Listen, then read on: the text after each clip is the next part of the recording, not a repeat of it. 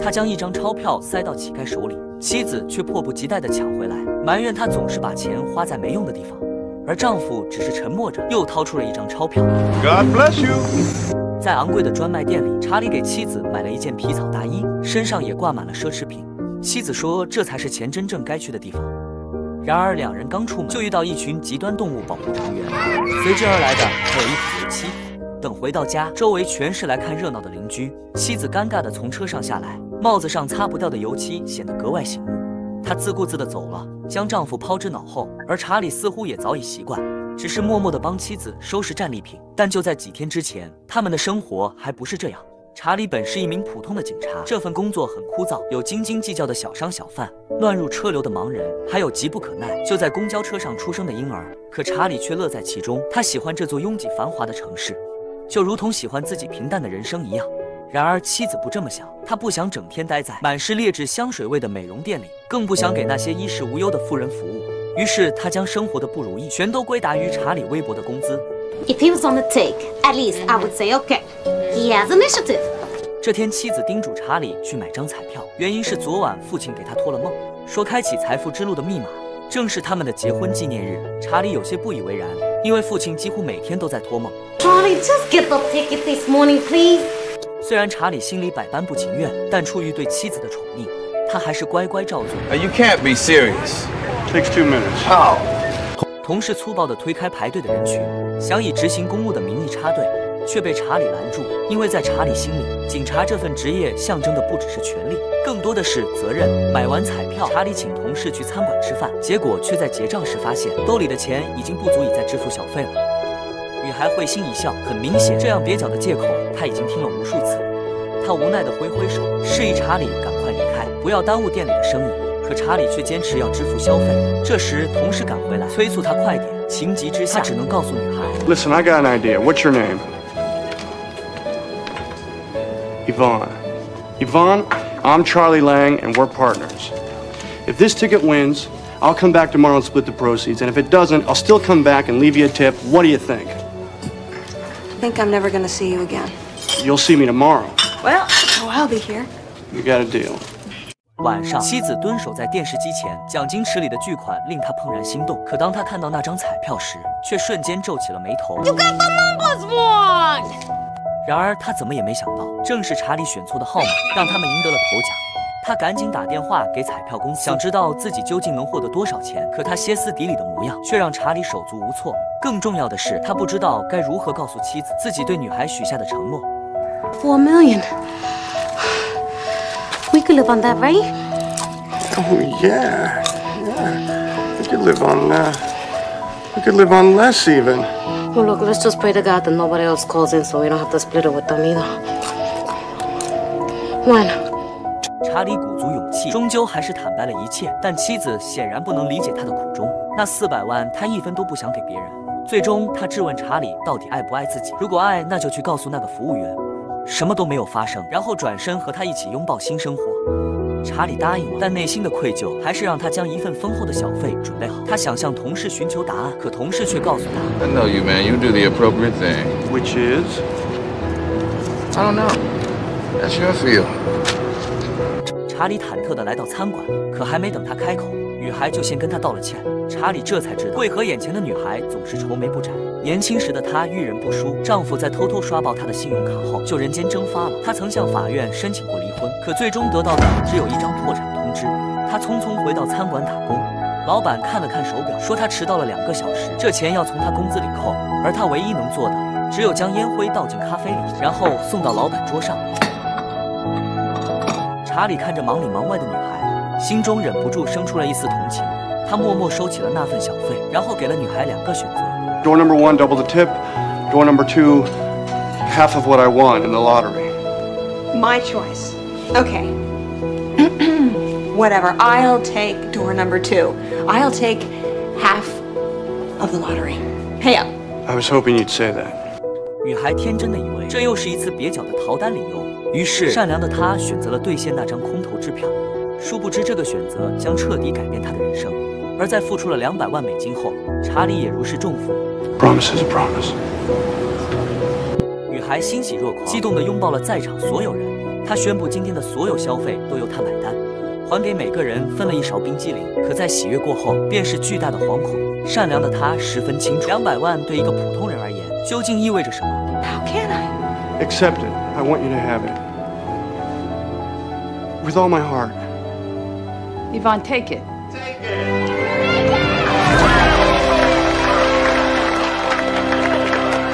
告别女孩后，查理不得不面对暴怒的妻子。妻子觉得他已经疯了，应该被关进精神病院，一辈子都不许出来。如果有可能，他宁愿自己从未中过彩票，也不愿将一半分给一个素不相识的人。可查理却安慰他，领奖那天一定会有记者采访，所有人都会知道她是一位慷慨且善良的女士。到时她只要开口，就有数不清的名牌来找她代言，赚钱只是时间问题。You're real lame. The woman with the heart of gold. Well, I better get something out of this. 这一刻，查理突然觉得妻子变得有些陌生。很快到了领奖这天，正如查理所想的那样，记者们蜂拥而至，迫切地想知道妻子为何会同意将200万作为小费。可妻子除了自吹自擂，便再也想不出别的理由。她竭力隐藏的贪婪在闪光灯下爆露无遗，于是记者果断将话筒递给了真正的主角。Officer Lang, you gonna stay on the force? I'm gonna buy the force. 隔天，3人的离奇故事随着报纸头条传遍了纽约的大街小巷，可他们的人生却走向了完全不同的方向。茉莉还清了贷款，又买下那个街角的餐厅，再也不用忍受老板的克扣。而在餐厅的角落，有一张以查理命名的桌子，即便你身无分文，也可以在这里免费获得一顿饱餐。唯一的困扰是，家里的电话总是会莫名其妙的响起。Hey Yvonne, congratulations on winning. Thank you. My name is Paul, and I'd like you to spank my tushy with a wire brush. Oh my God. 另一边，查理依旧做着警察的工作，他给同事准备了一份礼物，是他最喜欢的球队比赛门票，但这依然不妨碍他每天巡逻街道，生活平静的仿佛什么都没有发生过一样。可妻子却与他截然不同，他迫不及待地想要跟曾经的自己告别，所以总是出入各种奢侈品店，开始趾高气扬地对穷人品头论足。他甚至没有通知查理，就把曾经的家拆成废墟，因为他想要的是一座属于他自己的宫殿。 Where's my chair? I gave it to Goodwill. You know I love that chair. You could have asked me. Why should I? You're the one that loves to give everything away. 几天后，彩票公司包下了一条邮轮，邀请了所有中奖者参加，而这正是妻子梦寐以求的上流社会。这时，一个西装革履的商吸引了他的注意。他说自己名下有数家公司，还曾在3个月内靠投资股票赚了5000多万。听到这，妻子忍不住开始幻想。What do you think about treasury bills? Well, they're for little old ladies, which you certainly are not. Aren't you a tiger? 查理不习惯这样的场合，便独自来到甲板吹风，结果却意外看到姗姗来迟的女孩，似乎还遇到了麻烦。查理下船赶过去，发现出租车司机正以找不开零钱为由，故意刁难女孩。见此情形，他从兜里掏出零钱替女孩付了车费。可转头一看，游轮已经开了，他们就这样被丢在了河里。 You suppose your wife is... Oh. Hey, she's in her element. Stockbrokers, CPAs, she'll probably have a time of her life. What about you? I hate boats. 2人随意地来到一家街边小店，聊起了最近发生在各自身上的事。就在这时，隔壁突然响起了婚礼进行曲，一对新人即将在亲友的见证下许下对彼此一生一世的承诺。可女孩很清楚，时间一定会改变些什么，即便当初的2人再怎么如胶似漆，也不可能保证将来会不会同床异梦。毕竟这世上像查理这样愿意不顾一切履行承诺的人实在太少了。但事实上，查理也并非问心无愧，他依然记得与妻子的初次相遇、第一次约会，还有领证时发生的一切。那时的他无比坚定，自己一定会和所爱之人走到最后。可10年过去，曾经的无话不谈变成了如今的形同陌路。他们之间到底发生了什么？查理也不清楚，他只知道自己对妻子的感情，与其说是爱，倒不如说是忠诚更为确切。女孩听后没有多说什么，只是邀请查理跳了支舞。在对视的一瞬间，他们都察觉到了彼此的心意，但发乎情，止乎礼。善良的2个人终究没有跨出那一步。宴会结束时，查理回到了船上，发现妻子正跟富商聊得起劲，丝毫没有察觉自己整晚都不在船上。He's going to help us develop an economic strategy. What a great idea. You have some girl here, officer. Smart. Beautiful. And she knows what she wants. I agree. 随后的日子里，查理与女孩的接触越来越多。他第一次尝试了轮滑，结果却因为不会刹车，一头扎进了冰冷的湖水里。他们来到地铁口，给每个人都发了车票。毕竟有权有势的人绝不会挤地铁上班。他们还包下了一整座球场，让那些只能在街头打球的孩子们得以享受一场真正的比赛。可这天他刚回家，却发现妻子正发疯般的把他的东西都丢了出去。查理这才知道自己与女孩这些天的善举已经被刊登在了报纸头条。查理努力地跟妻子解释，自己跟女孩只是单纯的朋友，但妻子什么都听不进去，她只相信自己看到的，这让查理感觉一切都变了。I used to come home at night and you'd throw your arms around me. You'd kiss me and say, "How was your day?" When's the last time that happened? 5 years ago? I have no idea. It is not important. No, but it is important. It's history. 妻子告诉查理，他已经受够了。这些年，查理毫无长进，领着微薄的工资，却还傻乎乎的每天巡逻，干的也尽是些鸡毛蒜皮的小事。讲到这，他提出了离婚。查理有些诧异，他不知道事情为何会走到今天这步。I have wings, Charlie. I want to fly. 就这样，查理被扫地出门，只能去酒店里借宿一宿。可命运就是如此奇妙。女孩微微一笑，说出了她来这里的原因。几小时前，她刚回到家，却发现家里多了件陌生的衣服。身后的门随时打开，前夫竟不知何时闯了进来。他想要的是女孩获得的200万奖金。如果女孩不同意，他就一直赖在这。女孩不堪其扰，转身离开了家。他本想找个酒店随便对付一晚，却没想到会在这遇到查理。同是天涯沦落人，他们现在都没有家了。在走廊尽头，两人默默告别，便各自回到了房间。第二天，两人一起从酒店出来，却被无良的记者拍下，一时间谣言四起。妻子也正式提起了诉讼，她想让查理净身出户，奖金全部归他。查理此时已经无力再多说什么，直接答应了下来。他本就不在乎这些钱，可妻子想要的不仅是这些。We have every reason to believe that he and Ms. Biasi have had a long-standing relationship that he has deliberately deceived his wife about. And toward that end, we have drafted this letter to Ms. Biasi. Come on! Demanding that she return the money immediately and in full or face substantial penalties and punitive damages. I can't believe this! I can't listen to this screaming! Our whole marriage was like this. It was not like this. Why were you doing this? Just to get even with Yvonne? She didn't do anything wrong. You know that. I'm tired of this physical abuse from you. Did you see that? 这一晚，女孩彻夜难眠，不是因为奖金，而是因为她的出现导致一个好人家庭破裂。她不知道该如何面对查理。几天后，法院如期开庭，妻子精心编织了一个故事，将那张彩票的中奖全都归功在早已死去的父亲身上。接着，她的律师问了查理一个问题 Have you ever purchased nail polish remover for your wife?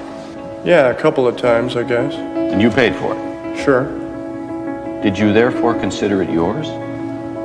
律师仅用一句话就否定了他所有贡献。就这样，查理败诉了，身无分文，名誉扫地，所有人都开始相信妻子所说的。查理是个伪君子，不仅经常家暴，还早已出轨，而女孩也在他的描述下变成了出卖身体、爱慕虚荣的人。那晚，查理找到女孩家，想跟她解释清楚事情真相，但里面空无一人，只有骚扰电话不停地响。查理像是失去了全身力气，开始在城市里漫无目的的流浪。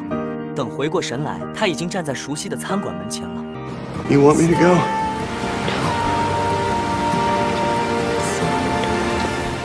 女孩终于不断掩饰自己的内心，她希望查理可以原谅自己，毕竟从来没有人像他这样爱过自己。这时，一个蓬头垢面的流浪汉突然出现，他敲了敲门，示意想吃点东西。两人没有犹豫，热情地招待了他。可他们不知道的是，流浪汉的真实身份其实是个记者。第二天，两人的身影再次出现在了报纸头条上，人们开始意识到，一个家暴出轨男和一个拜金女是绝不会在山穷水尽之时依然愿意向他人伸出援助之手的。而另一边，毫不知情的两人已经收拾好行李，准备到乡下隐姓埋名。临走前，他们决定再去看一眼餐馆，可推开门却发现地上堆满了信封。Good Samaritans Fund. Lotto lovers. Coffee shop. It's $5. Oh, come on. No. 与此同时，更多的信件正在来的路上。得知真相的人们不约而同给这对善良的新人寄去了祝福。他们希望善有善报的故事始终可以在身边发生。查理和女孩用了整整3天才整理完了所有信件，里面总共有60万美金。虽然比不上那张彩票，但也足够他们幸福的生活一辈子了。而另一边，前妻也如愿嫁给了富商，只是他的结局并不美好。富商骗走了他所有的钱，随后人间蒸发。等人们再次认出他，发现他依旧在美容店里打工。也是在那一天，纽约城市上空出现了一只热气球，红色的婚礼请帖随风飘荡。查理与女孩选择将这份幸运送给每一个相信奇迹的人。事实上，金钱并不是这部电影的主旋律，奇迹才是。每一个在城市中埋头向前的人，都在无时无刻期盼奇迹能降临到自己身上。那些在夜幕下挥舞球棒的少年，做梦都想踏上真正的体育场。对超市夫妇来到异国他乡，一辈子勤勤恳恳，梦想着能在这里扎下根。周日巡逻的中年警察也有了喜欢很久的球队，他盼望的只是一个假期，而那个尽心尽力在餐馆打工的服务员，他最开始想要的或许仅仅只是老板不再克扣工资。在奇迹还未到来的日子里，他们并没有生活在黑暗中，人生一如往常，如同一辆铁轨上的列车，起点与终点都早已注定。在日复一日的枯燥乏味中，他们期待的仅仅只是个岔路口，希望自己的人生能够因此而变得不同。归根究底，彩票代表的其实是选择权，选择可以用另一种姿态去生活。可事实上，这份奇迹我们早已拥有，那就是努力，努力的生活，努力的将命运攥在自己手里，并且在力所能及的范围内，慷慨地向他人伸出援助之手。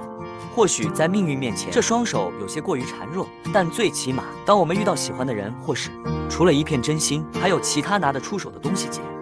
说不过锦上添花，而原片无可取代。我们下一期视频再会。